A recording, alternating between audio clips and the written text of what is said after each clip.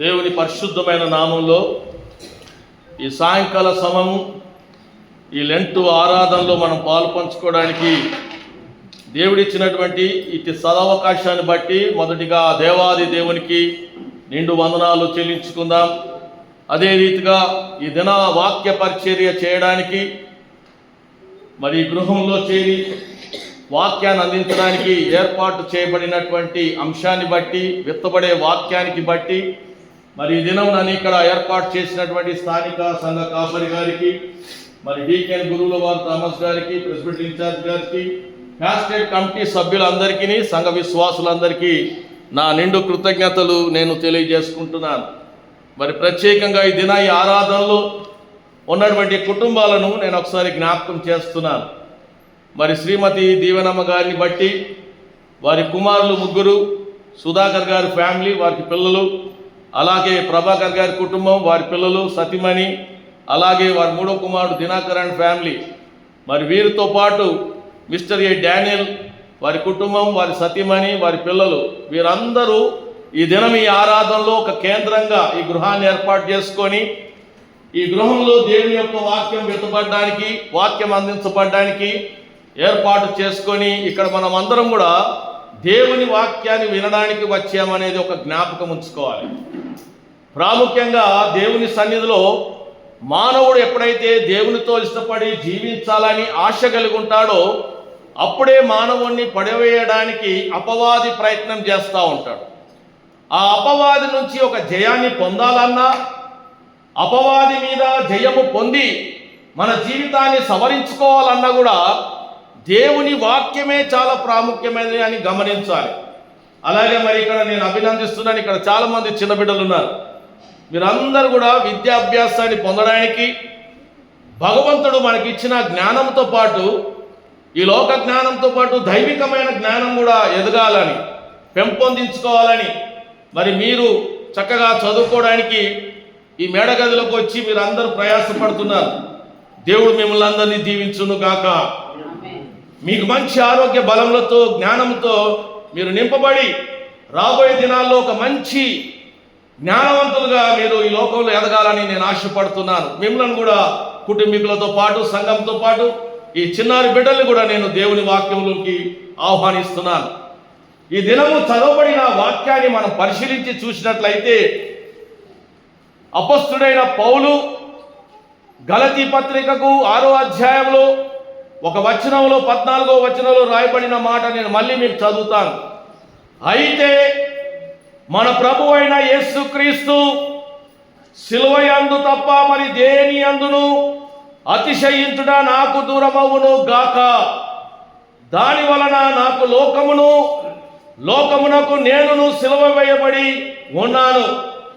పౌలు ఎంత టెర్బుల్గా మాట్లాడతాడంటే, పౌలు మాట్లాడడానికి ఉన్నటువంటి పునాది, పౌలు తన జీవితంలో పడినటువంటి కష్టాలను నెమరు వేసుకొని దేవుని యందు ఒక భయము, భక్తితో జీవించేటటువంటి ఒక భక్తుడుగా మనం చూస్తున్నాం. పౌలు గురించి తెలియని వారంటే ఇక్కడ లేరు. పౌలు మొదటి స్థితిలో ఒక భయంకరమైన పరిస్థితిలో బ్రతికినటువంటి వాడు. ఎప్పుడైతే దేవుని వెలుగుని చూశాడో, దేవుని ప్రసన్నతను చూశాడో, దేవుని మాట స్వరాన్ని విన్నాడో, సౌలు జీవితంలో ఒక యూటర్న్ జరిగిందండి. ఆ యూటర్నే సౌలు పౌలుగా మార్చబడడానికి దేవుడిచ్చిన అవకాశం. ఒకసారి మానవుని జీవితంలో మానవుడు మార్చబడిన తర్వాత తిరిగి పాత స్థితిలోకి వెళ్ళకూడదు, పాత వాటి వెంట పరిగెత్తకూడదు, పాత వాటికి సంబంధించిన వాటికి ఆశ చూపద్దు. సౌలు పౌలుగా మార్చబడిన తరువాత పౌలు తన జీవితంలో మళ్ళీ అంటూ తన వెనకకు చూడలేదు. తన పరుగును ఎలా ముట్టించాడంటే ముందుకే కొనసాగించాడు. దేవునికి స్తోత్రం కలుగును గాక. హల్లెలూయా. ఈ దినము ఉపవాస దినాల్లో ఉంటున్న మనము కూడా మన పరుగుని ఎలా ఉంచాలంటే మన పరుగు ముందుకే వెళ్ళాలి, కానీ వెనకకు వెళ్ళకూడదు. పౌలుకున్న అతిశయము, తెలుగులో అతిశయం అంటే అర్థం తెలుసామా? పిల్లలు చదువుకున్న వారు ఉన్నారు. అతిశయం అంటే చెప్పండి. కొంచెం నోట్లోకి వెళ్ళి మాట బయటికి రావాలి. గర్వం కదా, ఎంత గర్వమో మనకు. నన్ను చూసుకొని నేనే మురిసిపోతా, నాకు గర్వం. నా బంధువులు చూసుకొని నేను మురిసిపోతా. ఎవడంటే నన్ను ఎవడని బెదిరిస్తే అటాక్ అనగానే అందరూ వచ్చేస్తారు. బలగం పెద్దది, గర్వం. ఆస్తి అంతస్తులున్నాయి, గర్వం.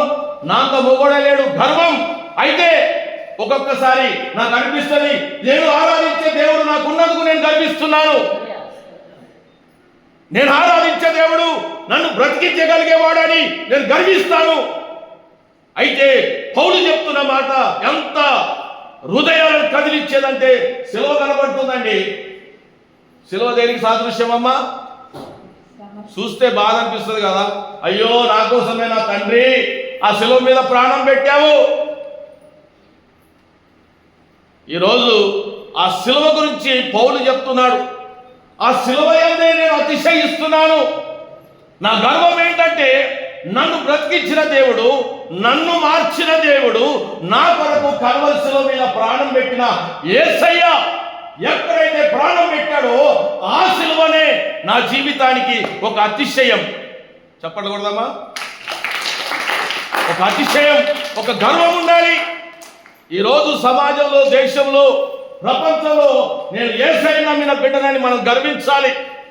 ఎందుకో తెలుసా? ఆ గర్వం మనను ఒకరోజు దేవుడు ఉండే చోటుకు దేవుడు తీసుకెళ్ళి నిలబెడతాడు. అక్కడ మిగతా వారి సంగతి ఏమని మీరు నాకు ప్రశ్న చేయొచ్చు.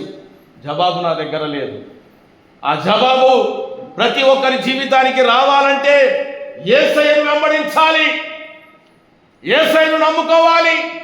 యేసయ్యే నిజమైన దేవుడని నీ నోటితో ఒప్పుకున్నప్పుడు, నువ్వు పశ్చాత్తాపపడినప్పుడు, నువ్వు కన్నీరు కార్చినప్పుడు, నీ జీవితాన్ని నువ్వు మార్చుకున్నప్పుడే నువ్వు కూడా చెప్పగలుగుతావు, సిలువ యందే నేను అతిశయించబడుతున్నాను.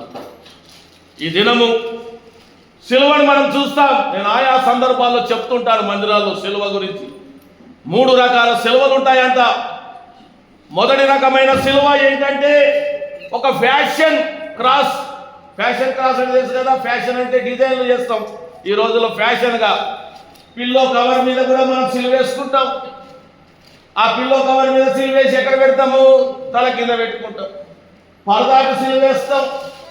ఇదిగో ఇప్పుడు ఇక్కడ ఈ గృహంలో ఒక సిలువ కనపడుతుంది, యేసయ్య వేలాడుతున్నటువంటి సిలువ.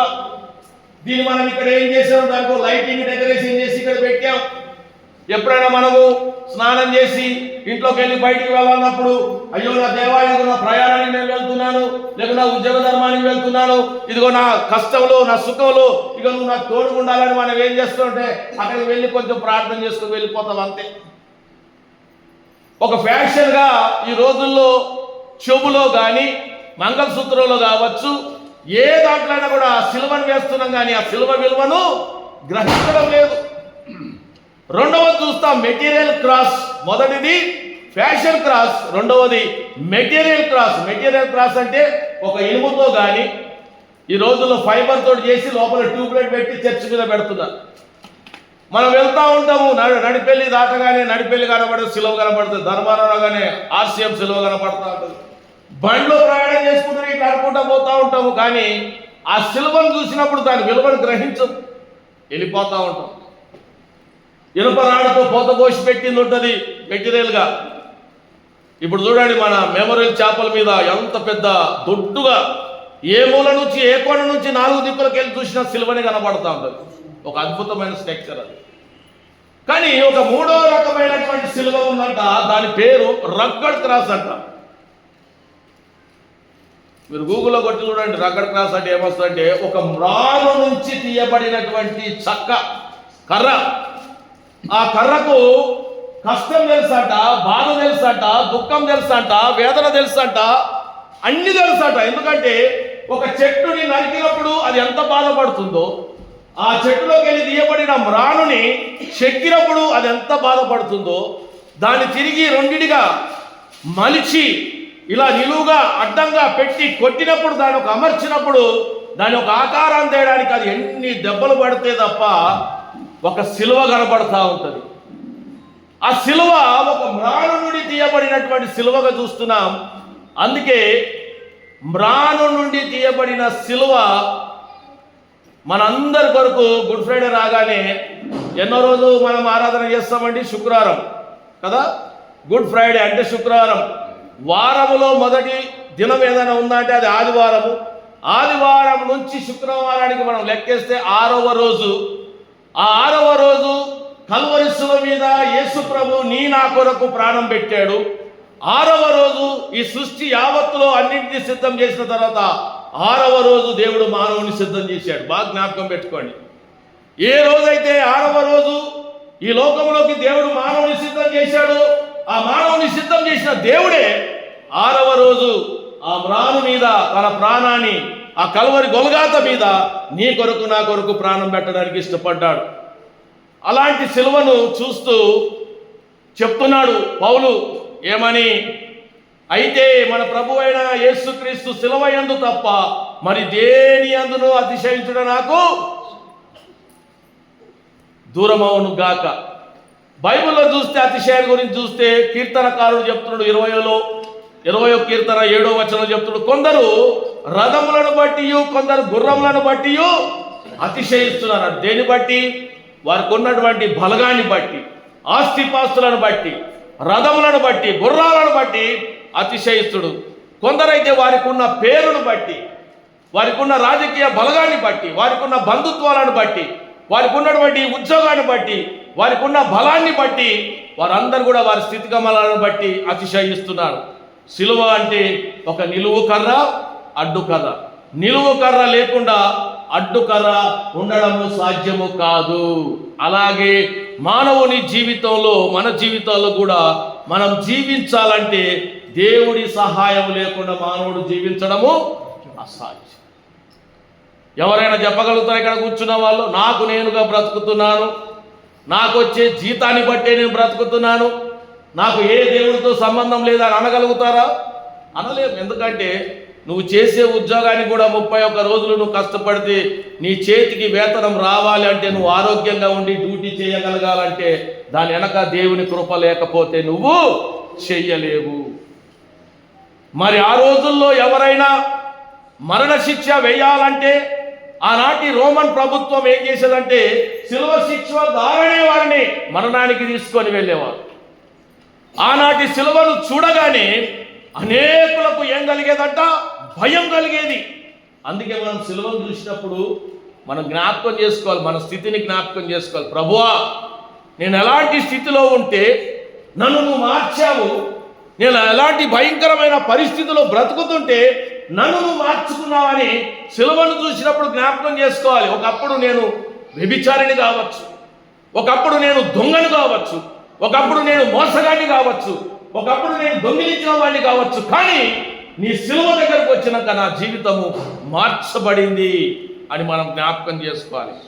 ఆ రోజులో సిలువ అనే మాట వింటే యూదుల్లో కానీ, రోమియుల్లో కానీ, ప్రజల్లో కానీ ఒక వణుకు పుట్టేదంట. అంత భయంకరమైనటువంటి శిక్ష ఈ సిలువ ద్వారా ఉండేటటువంటి పరిస్థితిని మనం చూస్తున్నాం. మరి ఇంత ఘోరంగా, ఇంత భయంకరమైన పరిస్థితితో ఉన్నటువంటి సిలువ గురించి పౌలు చెప్తున్నాడు ఏమని, ఆ సిలువ యందు తప్ప మరి దేని యందును నేను అతిశయించను. నాకంటూ అతిశయించాలంటే, నాకంటూ ఒక గర్వం ఉన్నదంటే, నాకంటూ ఒక ధైర్యం ఉన్నదంటే, నాకంటూ ఒక నమ్మకం ఉన్నదంటే అది కేవలము ఆ సిలువ ద్వారానే. ఎందుకంటే నన్ను మార్చింది ఎవరంటే సిలువ మీద రక్తము కార్చిన క్రీస్తే. హల్లెలూయా. నోరున్న వారం చెప్దాం హల్లెలూయా. ఆ క్రీస్తే నన్ను మార్చాడు. ఆయన ద్వారానే ఈ జీవితం నాకు ప్రసాదించబడింది. ఒక మాట చెప్తా ఉంటాడు పౌలు చాలా గొప్ప విషయాలతో పాటు, నేను వెడలిపోయి క్రీస్తుతో కూడా ఉండాలని ఆశ. అంటే వెడలిపోయి అంటే చనిపోయి ఎవరితో ఉండాలంట? దేవుడితో ఉండేటటువంటి ఆశ. ఈ రోజుల్లో హాస్పిటల్లో ఎవరైనా ఉన్నారా? మన వాళ్ళు అయ్యగారిని తీసుకొని పోదాం, హాస్పిటల్లో మంచం మీద ఉన్న అడుగుదాం, ఎట్లున్నది, ఏమనిపిస్తుందంటే తొందరగా డిశ్చార్జ్ అయ్యి ఇంటికి పోవాలి, నా ఓలను చూసుకోవాలి, నా బిడ్డ పెళ్లి పెట్టుకున్నా సార్, నా ఇల్లు పని పెట్టుకున్నా, ఇంకా నాకు బ్రతకాలని ఉంది. ఏముంది? బ్రతకాలని ఉంది. కానీ పౌలు ఏం చెప్తున్నాడు? నేను వెడలిపోయి ఎవరితో ఉండాలనుకుంటున్నట? దేవుడితో. ఇది భక్తి అంటే దేవుడి కోసం ప్రాణం పెట్టే భక్తి కావాలండి. దేవుని కోసము బ్రతికేటటువంటి భక్తి కావాలి. ఎవడన్నా వచ్చి ఇలా పెడితే చచ్చిపోవాలి. ఈ చివరి దినాలు మనకు అవే వస్తాయి. ఇక లాస్ట్కు చేతికి బైబుల్ ఉండదు, ప్రార్థనలు ఉండవు, ఎవరింట్లో ఆరాధనలు ఉండవు, ఎక్కడ చూస్తే అక్కడ కొట్టడము నరకడమే ఉంటుంది. ఆ సమయాల్లో నీ నోట ఏముండాలంటే దేవుని వాక్యమే ఉండాలి. అందుకే ఈ రోజుల్లో ఎవరైనా అనారోగ్య స్థితిలో ఉన్న వారిని పోయి మనం దర్శించి మాట్లాడితే నీకేమనిపిస్తుంది అంటే ఇంకా నాకు బ్రతకాలని ఉన్నదయ్యా అంటాం. కానీ నాకు దేవుని కోసం చచ్చిపోవాలని ఉన్నదని ఎవరు కూడా చెప్పం. ఎందుకంటే మనం మనుషులం, బ్రతకాలనేది ఒక కోరిక, ఇంకా ఏదో సంపాదించాలనే ఆశ కూడా మనలో ఉంటుంది. ఎందుకంటే పౌలు జీవితాన్ని మార్చిన దేవుడు, ఆయన జీవితంలో ఒక యూటర్న్ చేసినటువంటి దేవుడు. అందుకే అదే గలతీ పత్రికలో 6వ అధ్యాయంలో 17వ వచనంలో మరొక మాట చెప్తున్నాడు. నేను యేసు యొక్క ముద్రలు నా శరీరమందు ధరించి ఉన్నాను, ఇక మీదట ఎన్నడూను నన్ను శ్రమ పెట్టవద్దు. ఏముందంట? ముద్ర ఉందంట. పౌలు మీద ఒక ముద్ర ఉందంట. ఏంటా ముద్ర? యేసు కోసము ఆ ముద్ర పెట్టుకున్నాడంట. యేసుక్రీస్తు కోసం ముద్ర పెట్టుకున్నాడు. ఏంటా యేసుక్రీస్తు గురించి ముద్ర అంటే, ఈ ప్రపంచమంతా నేను కూడా యేసు గురించి నేనేం చేయాలంటే ఆయన దాసుడుగా ఉండి ఆయన సువార్తను ప్రకటించే ఒక సువార్థికుడుగా నేను ఉండాలి. హల్లెలూయా. అందుకే మనము దేవుని వాక్యం బోధించాలండి ధైర్యంగా, భయపడొద్దు. ఎక్కడ అవకాశం దొరికినా, ఏ ప్రజల మధ్యలో నువ్వు నిలబడ్డా, దేవుడు తెలియని ప్రజలకు నువ్వు దేవుణ్ణి పరిచయం చేసేవాడిగా ఉండాలి. పౌలు తన శరీరం మీద ఒక ముద్ర వేసుకున్నాడట.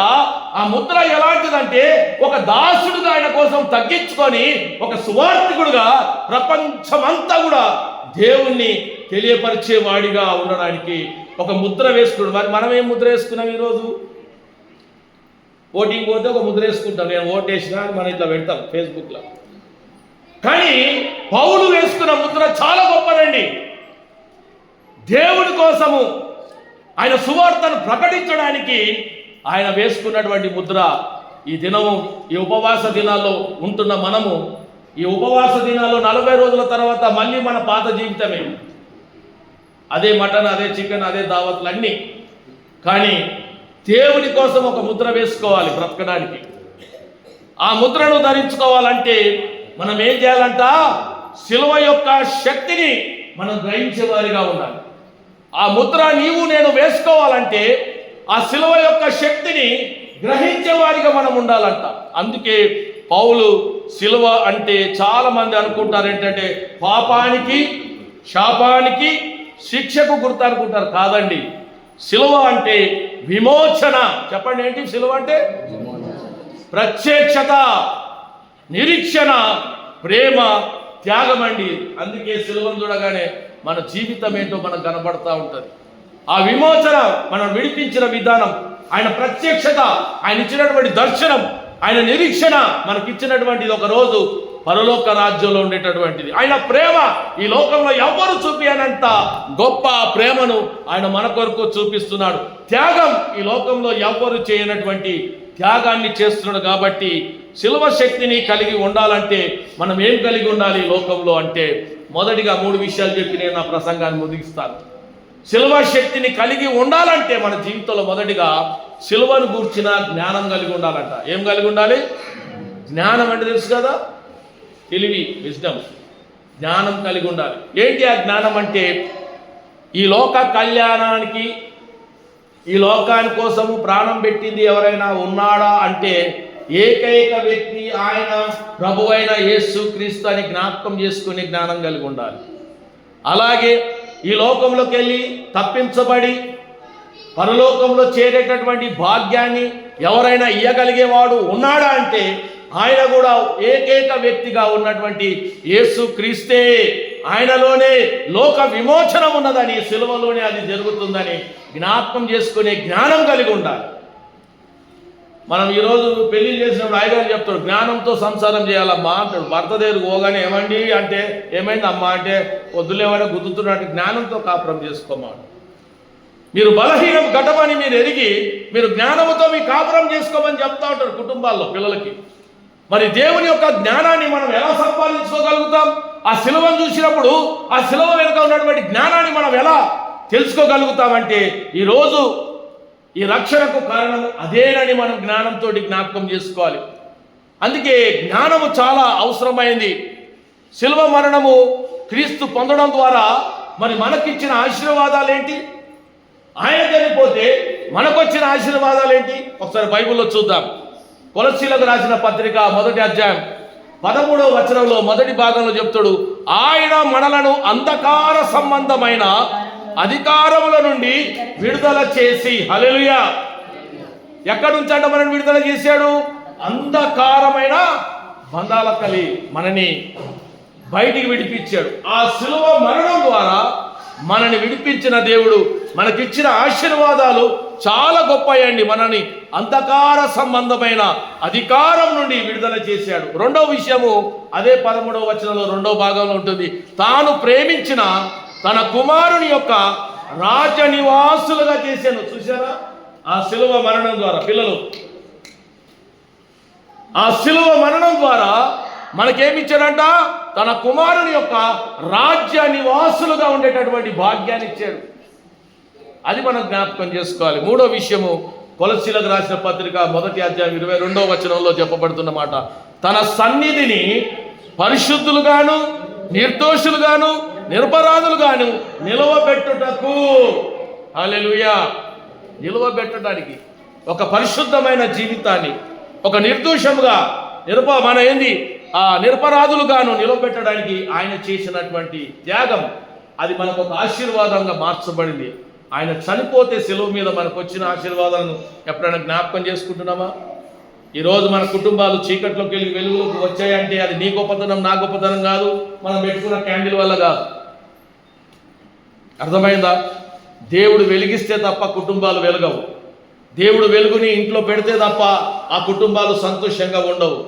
దేవుని ఎప్పుడైతే అంగీకరించి వదిలివేసి వెనకకు తిరుగుతామో ఆ కుటుంబాలన్నీ కూడా చీకటమయం అయిపోతాయి. జ్ఞాపకం చేసుకోండి. దేవునికి భయపడాలి. దేవుడిచ్చే ఆశీర్వాదాలు శిలువ మీద జ్ఞాపకం చేసుకోవాలి. అంధకారంలోకి వెళ్ళి నన్ను బయటికి తీసుకొచ్చాడు. ఆయన రాజ్య నివాసులుగా చేయడానికి నాకు ఇచ్చాడు. మూడవదిగా నన్ను పరిశుద్ధునిగా, నిర్దోషులుగా, నిరపరాధులుగా ఆయన నన్ను మార్చాడు. ఇంత భాగ్యాన్ని ఇస్తే ఆ భాగ్యాన్ని మనం పోగొట్టుకుంటామా? ఈ దినాల్లో, ఈ శ్రమ దినాల్లో పోగొట్టుకుందామా? ఈ 40 దినాలు మనం ఏం చేయాలంటే దీని ద్వారా మనం అన్నీ కూడా మన జీవితాన్ని నెమరు వేసుకొని రాబోయే 365 రోజుల్లో మనం మన జీవితాన్ని సవరించుకోవాలి.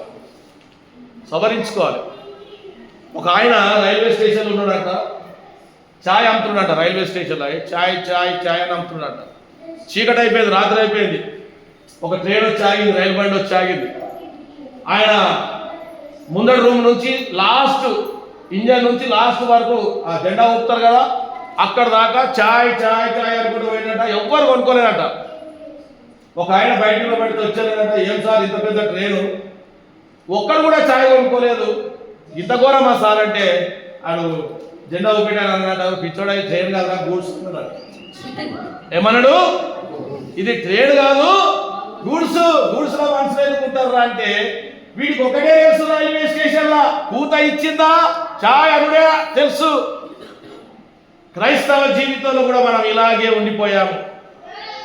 పేరుకే క్రైస్తవులము, విశ్వాసం లేని జీవితాలలో బ్రతుకుతున్న మన బ్రతుకులకు ఈ దినము దేవుడి వాక్యం ద్వారా హెచ్చరిస్తున్నాడు. నా ప్రియ బిడ్డలారా, ఛాయ్ అనుకుంటేనే బ్రతుకుతున్నాడు కానీ అది గూడ్సా, అది రైలు బండా, మనుషులు ప్రయాణం చేసేదా అని గుర్తించకుండా బ్రతుకుతున్నాడు. ఈరోజు గుర్తించే వారిగా మనం ఉండాలి. రెండవ విషయము, సిలువను గురించిన జ్ఞానం కలిగి ఉండాలి. రెండవ విషయము, సిలువను మోసుకొని పోయేవారిగా ఉండాలంట. ఎవరిగా ఉండాలి? సిలువను మోసుకొని పోయేవారిగా. అందుకే లూకా సువార్త 9వ అధ్యాయము 23-24 వచనాలు ఏముంటుందంటే, మరియు ఆయన అందరితో ఇట్లనెను, ఎవడైనను నన్ను వెంబడింప కోరినేడలా తన్ను తాను ఉపేక్షించుకొని ప్రతిదినము తన సిలువను ఎత్తుకొని నన్ను, ఎవరిని? నన్ను అంటే నన్ను కాదు, ప్రభుని వెంబడించేవారిగా ఉండాలి. ప్రభుని వెంబడించేవారిగా ఉండాలి. నా వెంట రావాలనుకున్నవాడు తన కోరికలను చంపివేసుకోవాలి. అందుకే ఈ ఉపవాస దినాల్లో కోరికలను చంపేసుకున్న కోరికలు 41వ రోజు మళ్ళా విత్తనము మొలకెత్తుతుంది, రాను అయిపోతుంది, పెద్ద విస్తారంగా మార్చబడి ఆపుకున్నాయి అన్నీ కూడా 2 3 తీసేసుకుంటాం. అది కాదండి, ఒక్కసారి మానేశామంటే దాన్ని మానేసుకో. నీ ఆరోగ్యాన్ని కాపాడుకొని ఎంత మోతాదు తీసుకోవాలో అంతే మోతాదు తీసుకో. అంతేగాని ఆకలి ఉన్న సార్ 40 రోజులు ఆపుకున్న సార్ ఇక ఆపుకోలేనని బడా తినేసినావు అనుకో, నీ ముక్కుకు ఆక్సిజన్ పెట్టాల్సిన పరిస్థితి వస్తుంది. దేవుడు జ్ఞాపకం చేసుకున్నాను. వెంబడించాలంటే ఏం చేయాలంట? కోరికలను చంపుకొని తన సిలువని ప్రతిరోజు మోసుకుంటూ వెళ్ళాలండి.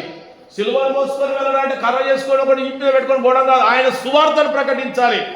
అనేక చోట్ల తెలియని బిడ్డలకు దేవుని యొక్క వర్తమానాన్ని అందించేవారిగా, ఆ వాక్యాన్ని తీసుకొని చేతపట్టుకొని ఆ వాక్యాన్ని బోధించేవారిగా, పరిచయం చేసేవారిగా క్రీస్తుని మనం కలిగి ఉండాలని చెప్తున్నాడు. తన ప్రాణాన్ని రక్షించుకోవాలనుకున్న వాడు దాన్ని పోగొట్టుకుంటాడు, కానీ నా కోసం తన ప్రాణాన్ని పోగొట్టుకున్నవాడు దాన్ని రక్షించుకుంటాడు. పౌలు ఇదే ఆశపడ్డాడు. నా ప్రభు కొరకు నా ప్రాణాన్ని పోగొట్టుకోవడానికైనా నేను సిద్ధపడతాను, ఎందుకంటే నేను ఆయనతో కూడా ఉండడానికి ఇష్టపడుతున్నాను. చివరిగా ఒక మాట చెప్తాను. మొదటిది చెప్పాను, సిలువను గురించిన జ్ఞానం కలిగి ఉండాలి. రెండవది సిలువను మోసేవారిగా ఉండాలి. మూడవది సిలువను ప్రకటించాలి అంట. హల్లెలూయా. సిలువను ప్రకటించాలి. కొరింథీయులకు రాసిన మొదటి పత్రిక 1వ అధ్యాయం 17వ వచనంలో, బాప్తిజం ఇచ్చుటకు క్రీస్తు నన్ను పంపలేదు గాని క్రీస్తు యొక్క సిలువ వ్యర్థము కాకుండానట్లు వాక్చాతుర్యము లేకుండా సువార్త ప్రకటించుటకే ఆయన నన్ను పంపెను. చూసారా, ఈ రోజుల్లో ఏమంటారు, మ్యాజిక్ షోలు చేసి ఏదో మురిపించే మాటలతోటి దేవుని వాక్యం చెప్పేది కాదండి. వాక్యము ఈరోజు గుడిలో ఎలా జరగాలంటే ఎదుటివాడి హృదయాలలో గుచ్చుకోవాలి. మన కోసమో ఎదుటి వారి కోసమో, వారు నన్ను చూసుకొని నేను వాళ్ళని చూసుకొని మైమరిపించే మాటలతో, మురిపించే మాటలతో వాక్యాలు చెప్పాల్సిన పరిస్థితులు పోయినాయి. ఇప్పుడంతా కూడా ఏంటంటే నీ స్థితిని నువ్వు చూసుకోవాలి.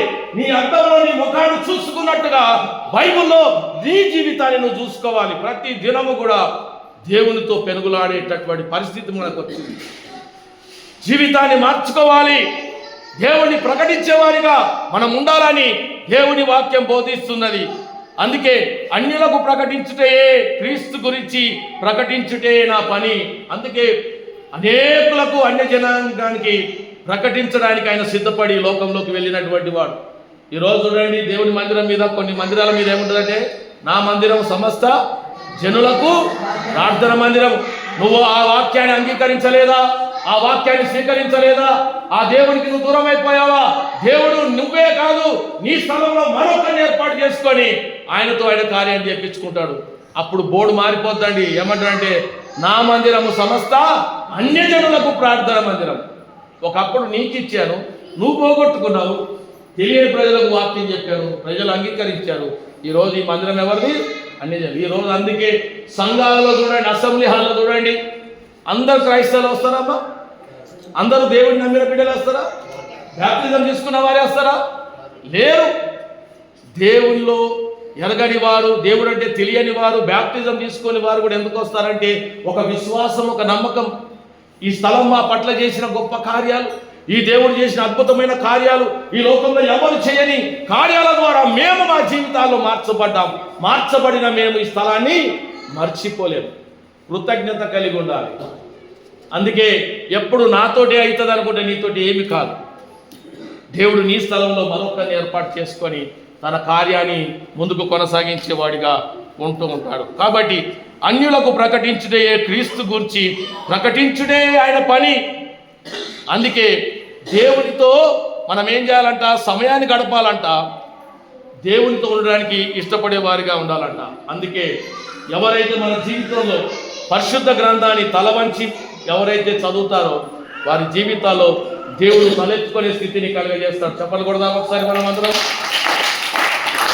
మన జీవితాలలో ఎప్పుడైతే మనను మనం తగ్గించుకొని దేవుని గ్రంథాన్ని తలవంచి చదవగలుగుతామో, తలవంచి చదవగలిగిన వాడి జీవితాన్ని దేవుడు తలెత్తుకునే వాడిగా చేస్తాడు. ఈ దినం, ఈ ఉపవాస దినాల్లో మనం జ్ఞాపకం చేసుకుందాం. ఈ లెంటు కాలాలు ప్రతిరోజు ఒక్కొక్క కుటుంబంలో ఒక్కొక్క రీతిగా దేవుడు మనకు ఆరాధనలు ఇస్తున్నాడు. ఈ ఆరాధనల ద్వారా దేవుని యొక్క సత్యవాకులను వింటున్న మనము ఎంతవరకు మార్చబడుతున్నాం, ఎంతవరకు మార్చగలుగుతున్నాం జ్ఞాపకం చేసుకోండి. నేను ఒక మాట చెప్పి ముగిస్తా. ఈ ఇంట్లో ఉన్న మీరందరూ అనుకోకుండా ఒక 20 రోజులు బయటికి పోతున్నారు. అమ్మ సమాధానం, అమ్మ దీవెన, నీకు సమాధానం రావాలని చెప్తున్నా. నాకు పేరు తెలుసు, నేను అట్లా చెప్పినాను.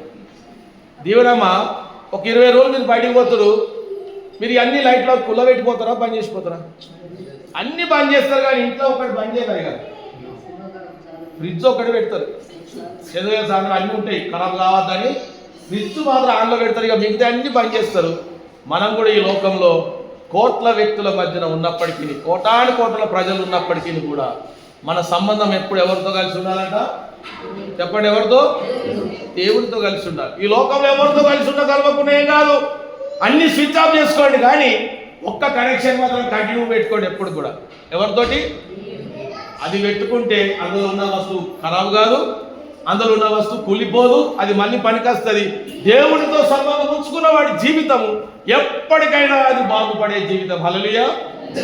ఈ ఉపవాస దినాల్లో మన జీవితాన్ని దేవునితో సంబంధం ఉంచుకునే వారిగా మనం ఉందాం. అటువంటి కృపను చేరి వచ్చిన మనకును, కుటుంబీకులకు, ఈ చిన్నారి బిడ్డలకు, ఆ దూరంగా కూర్చున్న యవన అందరికీ దేవుడు అనుగ్రహించి ఈ ఉపవాస దినాల్లో దేవుడిచ్చిన ఈ మంచి సమయాన్ని బట్టి దేవునికి వందనాలు చెప్తూ దేవుని కృప మనందరికీ దయచేయును గాక. ఆమేన్. చిన్న ప్రార్థన చేసుకుందాం, తలలు వంచుదాం. మందిరానికి వెళ్ళేవారు తల మీద కొంగులు వేసుకొని ప్రార్థన చేసుకుందాం. దయగలిగిన మా తండ్రి, గొప్ప దేవ, పౌలు జీవితంలో ఒక అతిశయం ఉన్నది, ఒక ముళ్ళు ఉన్నది. నాయనా, ఆ అతిశయము నీవేనని మేము గ్రహించున్నాం. ఈ దినము నిన్ను బట్టే మాకు ఈ జీవితానికి ఒక విలువ ఉందని మేము గ్రహించున్నాం. పౌలు జీవితంలో ఒక ముద్ర ఉంది. ఆ ముద్ర నిన్ను ప్రకటించే వాడిగా ఆయన వేసుకుని ఉన్నాడు.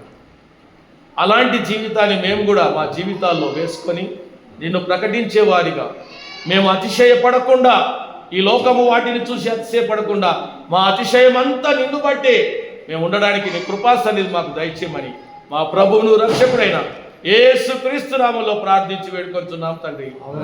ఆమేన్, ఆమేన్, ఆమేన్.